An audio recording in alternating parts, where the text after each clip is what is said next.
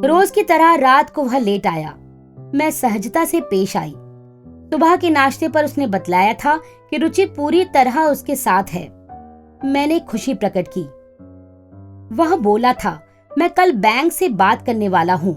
पहले काम की जमीन बना लूंगा, फिर पूरी तैयारी होते ही गिडवानी को ठेंगा बतला दूंगा। मैं चुपचाप उसके इरादे और योजनाएं सुनती रही। वह कहे जा रहा था, सारा सिलसिला जमाने में 10-15 दिन खर्च हो जाएंगे। दिन रात दौड़ भाग करनी होगी। वह आगे कुछ कहे तभी मैंने कहा था, जब तक तुम ये सब जमा रहे हो तब तक मैं अपनी एक सहेली के यहाँ हो आती हूँ। कहाँ जाओगी? उसने हैरानी से पूछा। वह परेशान था कि मेरी ऐसी कौन सी सहेली है जिसे वह नहीं जानता। मैंने कहा, अब तक वह कनाडा में थी, अभी ही आई है। विमल संतुष्ट हो गया। मैं बोली, कठिनाई एक ही है। वह क्या? उसने पूछा। बबलू की परीक्षा करीब है और मैं उसे नौकरों के भरोसे नहीं छोड़ना चाहती। क्या ऐसा नहीं हो सकता कि तुम किसी दोस्त के यहाँ कुछ दिनों के लिए उसका इंतजाम कर दो? मैंने कहा, हाँ क्यों नहीं? विमल बोला, तुम कहो तो मैं रुचि से बात करूं। वह ज्यादातर घर पर होती है और 10-15 दिनों के लिए उसके यहाँ बबलू के लिए इंडिपेंडेंट कमरे के साथ साथ नौकर चाकर का भी बंदोबस्त रहेगा। कुढ़न तो बहुत हुई थी मुझे, पर यह वक्त अपने कार्ड खोलने का नहीं था। मैंने उत्साह प्रकट करते हुए कहा था, हाँ हाँ यही ठीक रहेगा। अच्छा रहे कि तुम जाते ही बात कर लो, क्योंकि संभव है मैं आते ही निकल पड़ूं। मैं आज ही बात कर लूंगा। वह ऑफिस की तैयारी करने लगा था। जाते जाते उसने पूछा था कि मेरा कब जाने का इरादा है। मैंने उसे बतला दिया था कि मैं आज ही जाना चाहती हूँ। उसने कुछ नहीं कहा। खुश खुश ऑफिस चला गया और मैं निश्चिंत होकर अपने काम में जुट गई। 10 बजते न बजते करुणा आ पहुंची। वह बहुत खुश थी। मैंने उसके चेहरे और उसकी चमकती आंखों से ही समझ लिया था कि वह काम में सफल होकर लौटी है। मैंने उत्साह के साथ उसका स्वागत किया और उसे अपने बेडरूम में ले गई। बेतकल्लुफी से बिस्तरे पर अधलेटी होकर उसने बतलाया था कि वह अभी अभी रुचि के बूढ़े माता पिता को रुचि के घर पर छोड़कर आ रही है। क्या वो आसानी से मान गए थे? मैंने प्रश्न किया। बहुत सीधे सादे लोग हैं, वह बोली। फिर मैंने उन्हें बतलाया कि किस तरह उनकी प्रतिष्ठा का मजाक उड़ा रही है रुचि। यही नहीं, वह अच्छे भले घरों को भी तोड़ने का पाप करती रही है। वो बहुत दुखी हुए। कहने लगे कि वो भला इस उम्र में उसका क्या बिगाड़ सकते हैं। मैंने उन्हें समझाया कि उनके रहने से उसकी उच्च श्रृंखला पर कुछ ब्रेक तो लगेगा ही। तब वो मान गए। हाँ, एक राज की बात उन्होंने और बताई, जिसका मैं सोचती हूँ किसी को भी तनिक भी आभास नहीं है कि रुचि किसी और का घर तोड़ने से पहले खुद अपना घर बर्बाद कर चुकी है। मैं चकित हुई। क्या रुचि शादीशुदा है? हाँ, करुणा ने कहा। उसका पति इसी शहर में लेक्चरर है। दोनों के संबंध रुचि की महत्वाकांक्षाओं के कारण उत्पन्न आवारा जिंदगी की वजह से 10 साल हुए टूट गए। वह बहुत भला आदमी है। एक दिन बिना कुछ कहे उसने अपने आप को रुचि से दूर कर लिया। इसका मतलब है कि उनमें तलाक नहीं हुआ है। नहीं, रुचि ने नहीं मांगा या उसने नहीं दिया। न उसने मांगा न इसने दिया। करुणा काफी कुछ पता कराई थी। वह बतलाती गई। रुचि की अपनी जिंदगी भी मुझे उसकी मां से ही जानने को मिली। मैंने बड़ी मेहनत के साथ उन दोनों के दिमाग में यह बात बैठाई कि वो चाहें तो रुचि को समझा सकते हैं, पर उनका कहना था कि रुचि कमाने वाली औरत है, वह किसी की बात नहीं मानेगी। तब मैंने उन्हें जैसे तैसे तैयार किया कि वह रुचि के घर चलें और रहें। इससे समाज में लोगों को बोलने का मौका तो कम मिलेगा। फिर मैंने उत्सुकता से सवाल किया।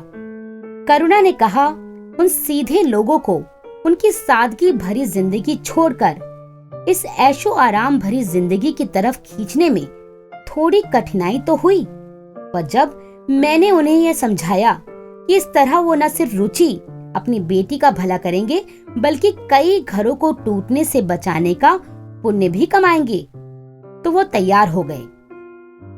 आह, तुम कितनी अच्छी हो करुणा, मैंने उत्साह में भरकर उसे गले लगा लिया। वह हंसकर बोली, अच्छी तो तुम हो दीदी, जिसने यहाँ तक सोचा कि सिर्फ तलाक दे देना या ले लेना हम औरतों के लिए काफी नहीं है।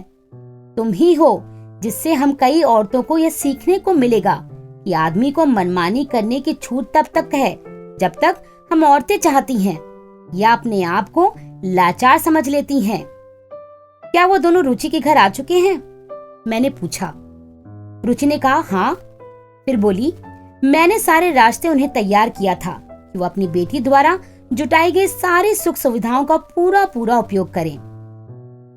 करुणा बतलाते हुए मुस्कुरा रही थी। उसने कहा, वो तैयार हो गए हैं। यही नहीं, मैंने यहाँ तक सोच रखा है कि रुचि की खींच और बेचैनी का पूरा पूरा मजा लूंगी। वह किस तरह? मुझे आश्चर्य हो रहा था। करुणा जैसे बरसों से रुचि को लेकर जली भुनी बैठी थी और अब जैसे ही मौका मिला था वह रुचि से अपने छिने हुए हर सुख का रत्ती रत्ती दाम वसूल करने पर आमादा हो गई थी। यह एक अच्छी बात थी कि वह सिर्फ मेरी ही योजनाओं के भरोसे नहीं थी। अभी मैं उससे कुछ और जानूं, इसके पूर्व ही उसने कहा था, रुचि का एक शानदार गेस्ट हाउस है, वो अक्सर खाली पड़ा रहता है, उसके घर के पास ही है। मैंने सोचा है कि उसके माँ बाप के जरिए मैं उसमें प्रवेश कर जाऊंगी और एक ही घर में रहकर उसकी तबाह होती जिंदगी का हर मजा लूंगी। पर यह कैसे मुमकिन है करुणा? मैंने कुछ परेशान होकर पूछा था। अगर रुचि के बंगले में गेस्ट हाउस है भी, तब भी वह उसके मुख्य घर से तो अलग थलग ही होगा। ऐसी हालत में रुचि के साथ क्या कुछ घट रहा है, यह कैसे पता लगेगा? पर वह न सिर्फ सारी योजना बनाई हुई थी, बल्कि उसने उस पर काम करना भी शुरू कर दिया था। कहा, मुझे क्षमा कर देना रचना दीदी, पर मैंने आपसे सलाह किए बिना ही ये सब कर डाला है। फिर उसने बतलाया कि किस तरह उसने रुचि के माता पिता को तैयार किया था कि वो उसका परिचय रुचि से करवाएंगे और ये भी कि वह उस परिचय से किस तरह रुचि का विश्वास हासिल कर लेगी। इस विश्वास के कारण वह रुचि के साथ ही रहने लगेगी। इस तरह वह उस सारे तमाशे को देख सकेगी जो रुचि के जीवन में जल्दी ही घटने जा रहा है।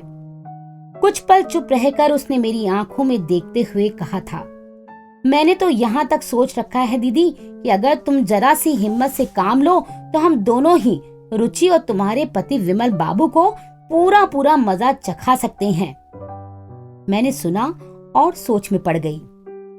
करुणा की योजना बुरी नहीं थी। मुझ पर एक जिम्मेदारी आ गई थी कि मैं उसकी योजना के अनुसार अपनी योजना में कुछ फेर बदल करूं। मैंने गहरे तक सोचा। करुणा कह रही थी, दीदी 2 दिन बाद तुम भी आ जाना। मैं ये कहकर तुम्हें साथ रख लूंगी कि तुम मेरी बड़ी बहन हो और कुछ दिनों के लिए शहर आई हो। कहते कहते वह कुछ थमी। पूछा, बोलो कैसा रहेगा? रुचि तो तुम्हें जानती नहीं है, तुम उससे कभी मिली भी नहीं हो। मैं तुरंत कोई निर्णय नहीं ले सकी थी। कहा, तू अब कुछ देर आराम कर ले, इस बीच मैं 1-2 काम निपटा कर आती हूँ। मैंने कमरे के बाहर जाते हुए हिदायत दी कि वह बाहर ना निकले। फिर मैंने ड्राइंग रूम में आकर एडवोकेट आहूजा को फोन किया ताकि वह कागज मंगवा ले और कोर्ट में पेश कर दे। फिर बबलू की अटैची लगाई। इस दौरान मैं लगातार सोचती रही कि करुणा की योजना में उसकी इच्छा अनुसार कैसे योगदान कर सकूंगी। लगभग 1 घंटे में मैंने सब कुछ सोच समझ लिया था।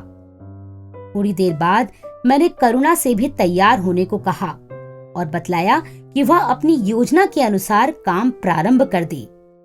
वह खुश हुई। अपने लिए मैंने करुणा के घर की चाबियां ले ली थीं। 10 मिनट बाद करुणा मेरे घर से रवाना हो गई। जाते जाते उसने कहा, तुम चाहो तो मुझे रुचि के घर फोन कर सकती हो। वह हंसकर बोली थी। मैंने अपनी और बबलू की अटैचियां तैयार करके बरामदे के पास रखवा दी। आहूजा के यहाँ से कोर्ट के कागजात आए, उसके पहले मुझे बबलू को रुचि के बंगले पर पहुंचा देना था। पर उलझन एक यही थी कि विमल ने रुचि को फोन कर दिया होगा या नहीं। मैंने विमल का नंबर डायल किया। उसने बतलाया कि रुचि ने मान तो लिया है, पर उसका कहना है कि उसके माता पिता आ गए हैं, इसलिए एक दिन बाद वह बबलू का इंतजाम स्कूल हॉस्टल में करवा देगी। मैंने सुना। मन ही मन यह सोचकर खुश भी हुई कि रुचि के जवाब से विमल को एहसास तो हुआ होगा कि रुचि जैसी औरत के पास वह मन नहीं जो किसी बच्चे के लिए माँ का होना चाहिए। पर अगले ही क्षण मेरी सारी खुशी ढेर हो गई जब उधर से विमल की आवाज आई। मैं सोचता हूँ रचना ये ठीक ही रहेगा। यूं भी बबलू को हम लोग उसके हम उम्र बच्चों का साथ कहाँ दिलवा पाते हैं। जी हुआ था कि उसे खरी खोटी सुना दूं और उस रुचि के नाम भी 1000 गालियां वसीयत करूं। अपनी बेहुदा अय्याशियों के लिए किसी बच्चे की भावनाओं के साथ इस किस्म का क्रूर मजाक केवल वो लोग कर सकते हैं जो मातृत्व ही नहीं मानवीय संवेदनाओं में भी शून्य हो चुके हों। पर मैंने कुछ कहा नहीं। सोचा कि इस समय कहना कुछ ठीक नहीं रहेगा। तुम कब जा रही हो? उसने पूछा। मैंने बतलाया कि 1 घंटे के भीतर भीतर बबलू को उसके सामान के साथ रुचि के यहाँ पहुंचाकर मैं भी निकल आऊंगी। उसने दुख जाहिर किया कि वह नहीं आ पा रहा है, फिर बोला, ठीक है, तुम्हारे लौटते ही मुलाकात होगी। उसने फोन बंद कर दिया। मैं उपेक्षा से मुंह पिचकाकर हंसी कि समझता है कि उसकी चोरी और धोखाधड़ी की जिंदगी बहुत लंबी है। अभी और कुछ सोचूं या करूं, इसके पहले ही आहूजा का आदमी कागजात लेकर आ गया। उसने एक प्रति कोर्ट में जमा हो जाने के साथ साथ कोर्ट से सर्टिफाइड प्रति मुझे दी और बतलाया कि मेरी इच्छा अनुसार इसका कानूनी उपयोग कल सुबह 9 बजे प्रारंभ हो जाएगा। मुझे सिर्फ एक प्रार्थना पत्र के मजमून पर दस्तखत कर देने हैं जो वह साथ लेकर आया था। इस प्रार्थना पत्र में मैंने अपनी वसीयत के अनुसार अपना घर छोड़कर जाने की सूचना देते हुए संबद्ध अधिकारी से निवेदन किया था कि जब तक मैं ना आऊं तब तक मेरे लिए मेरे घर जायदाद पर रिसीवर बैठा दिया जाए और उन सबको घर व जायदाद से अलग कर दिया जाए जो इसमें रह रहे हों। मैंने दस्तखत करके पत्र उस आदमी को थमाया और बबलू को, जो स्कूल से जा चुका था, कार में पहुंचने को कहा। थोड़ी देर बाद अपने और बबलू के सामान की अटैचियां कार में रखवा कर मैंने रुचि के घर की राह ली। बंगले के फाटक से निकलते हुए मैंने मन ही मन कल सुबह के साथ होने वाले उस कड़वे नाट्य दृश्य की कल्पना करके एक अजब किस्म का हिंस्र आनंद अनुभव किया जो घटने वाला था। मेरे मन के भीतर एक ठहाका गूंज उठा। कैसा मजा आएगा जब घर से विमल अटैची लिए सिर झुकाए पैदल निकलेगा